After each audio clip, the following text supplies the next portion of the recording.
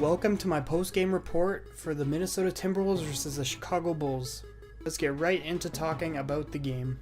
This is the first half recap for the Timberwolves versus Bulls game. The beginning of the game was really good for us because we were pushing the pace. We tried to get easy shots at the basket. We weren't settling for mid-range shots, and that's something that'll always work when we're push the pace and be aggressive. That was the one thing that really helped us, was the aggressiveness of Teague getting to the basket and Wiggins getting to the basket, not settling for his turnaround jumpers or mid-range shots, and he's hitting threes, so he's spacing the floor a little bit. And so that'll always help with us. What I noticed in the second quarter is Towns is just trying to shoot too much. He's trying to get out of his slump, which the way we're killing them, especially in the first half when we went up by 12, is when we gave it to Towns in the post, when he'd do his post hook, when we gave it to Taj in the post. Just all this post ups are working. We're completely destroying them down low. So I think we should go back to doing that and just making sure we don't settle for shots. Going back to Teague has been very, very aggressive this game. He sees an opening and he attacks it and he gets to the rim, and it's good to see him do that because that's his game. And he's also hit a three, I think. So he's just doing a lot of scoring everywhere, and when Teague is aggressive, it just seems to open up a lot of other stuff for just dribble drive and then dish down low to one of the bigs or pop it out for three. It just seems to work pretty good for us, and it works good because it's basketball and attacking doesn't give them time to set up their defense, so it leads to easy buckets. I think the biggest problem with our defense is that we're getting back on defense too slow, and they're getting a lot of fast break opportunities and they're getting a lot of easy points after we score. We waste a lot of the shot clock to score, and then they come back and score within 3 seconds. So it's kind of slows down the team's momentum when that happens. It's like, okay, well, yay, we got a point, but then it's like, oh, well, now it's tied again. So it's something that doesn't work out very good. I think the main reason why this game is going the way it is and that we aren't down a whole bunch is Wiggins, because Wiggins is he's taken it upon himself to do the scoring, he's being aggressive, he's hitting threes, his defense is amazing, he's been causing turnovers. This game so far, he's been stepping up and just taking that first scoring role and the leadership role and stuff like that. And if we have Towns in the second half post up a little bit more and figure out what he wants to do with his game, that's not really, unless he gets his 3-pointers figured out, but he's been killing people in the post, same as Taj. So if we can go back to that game plan, I think we're good. And then having Wiggins and Teague attack from the perimeter and driving in and stuff like that, and even having Belly in the corner for an easy pop out for a three because he can make his threes. So, just having a little bit of rhythm to what's been working for us in the first half. Now for the recap of the second half of the game. So in the second half of the game, what mainly started happening at the beginning of the third quarter, the refs were really not on our side. Wiggins got elbowed in the face. There's just a lot of hard contact non-calls, but then the Bulls would go on offense and they would get some very minuscule contact calls that would get them easy free throws.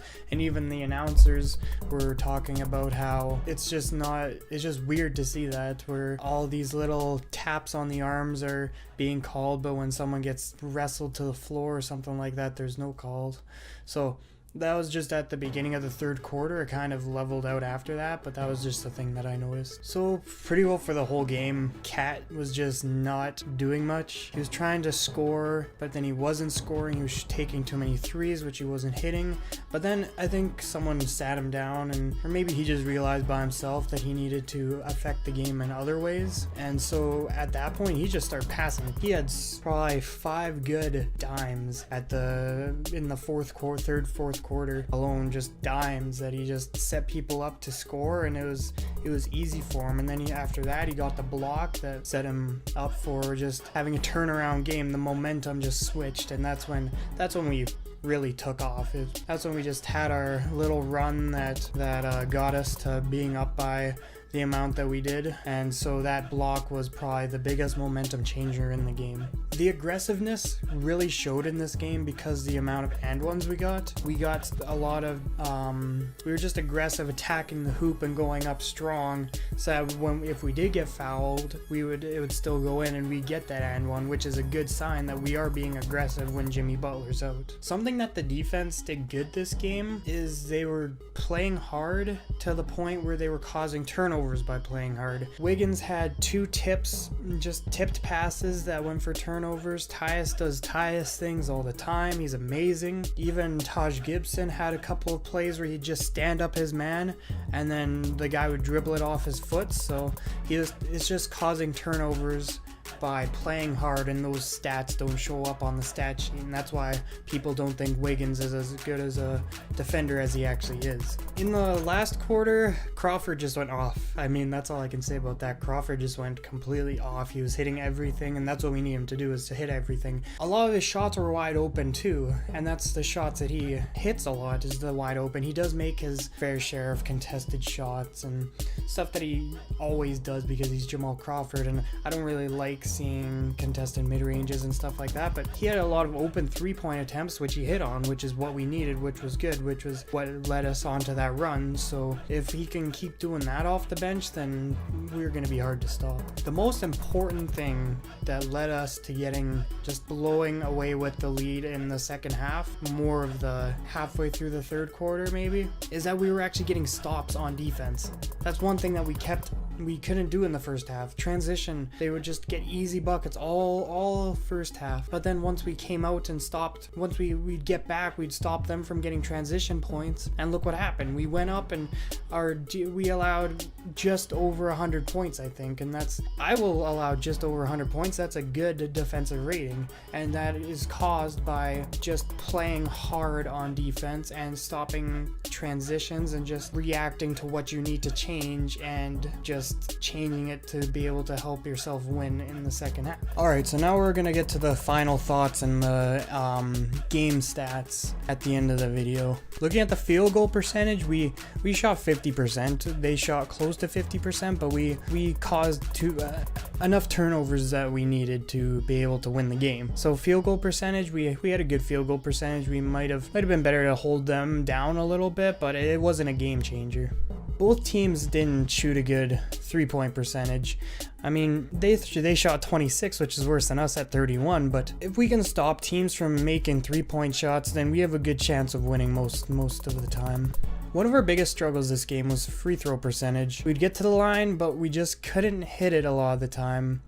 So that's just something that happens when you're just out of rhythm, or it happens like every now and again in a game. You might not shoot good from the field, you might not shoot good from 3, you might not shoot a good free throw percentage, but we're a good free throw shooting team, so that doesn't bother me too much. I'm not too worried about that. One of the major stats is our rebounding. Usually when we rebound the other team, we win games, and it shows here where we had 51 rebounds to their 42. That's a difference of 9, and that's a big difference when it comes to a basketball game, and that's just something that's just hustle. We really hustled this game in all areas of the game. There's a lot more ball movement, it seemed, in this game than other games, especially in the second half, and the assist numbers show, because we did have 25 assists this game, which is a higher number than a lot of other teams get, and a lot of times when we don't pass the ball very good, it's a good number. The steals and blocks stat doesn't show our defense like we played it today, because our defense that we played today was gritty. It was just forcing them to make mistakes, and sometimes steals and blocks don't show that, because if someone throws it out of bounds because they're pressured, it doesn't show on the stats sheet. So our numbers don't show how we played on defense this game. For the team leaders, we have Jeff Teague. He had 25 points. He was amazing all game, just kept on attacking. Same with Wiggins, kept on attacking. Everyone was attacking, just beat them until they're down. That was their mindset. That's the way they played the game. And Teague really showed that this game. I wonder where all those trade Teague people are now. They're probably still out there, but I think he proved himself this game. Teague also had 7 assists in the game too, so Teague is a very very good all-around point guard. He can score, he can pass when needed, he can play a little bit of defense, he can drive, he can shoot. He's just a good player, good veteran to have on your team, and it shows because he hasn't missed the playoffs in his career. So one of those guys is really good to have on your team. Rebounding wise, our best rebounder is Cat, again, because Towns is just one of the best rebounders in the league. He gets up to go get it at its highest point. He hustles to get the rebounds, offensive rebounds, defensive rebounds. He's just a very good rebounder in general. And there you have it. That's the Minnesota Timberwolves versus Chicago Bulls post-game wrap-up. It's good to see us get the win, one step closer to the playoffs. Anyways, I'll be back with the post-game wrap-up for the next game against the Kings. Peace out.